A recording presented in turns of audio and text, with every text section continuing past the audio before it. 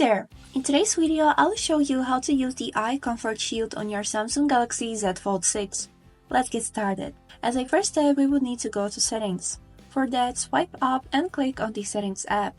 Then, on the left part, we would need to scroll down and go to this tab named Display. Here, we can already see the setting which is named Eye Comfort Shield.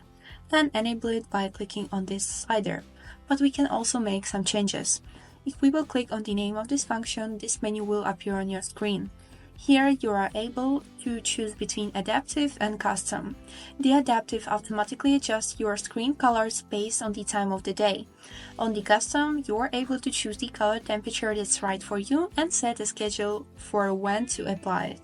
The schedule we can set by clicking on this button Set Schedule. We have three options here: Always On, Sunset to Sunrise, and Custom. And the color temperature, which we can change by moving this dot around this slider. And also, the last thing that we can see right here is Enhanced Comfort, which adjusts the colors, tones, and contrast for more comfortable viewing at night. If you are using your phone at night a lot, enabling this function will be the right choice. And that's it for today. I hope this video was helpful for you, and thank you so much for watching.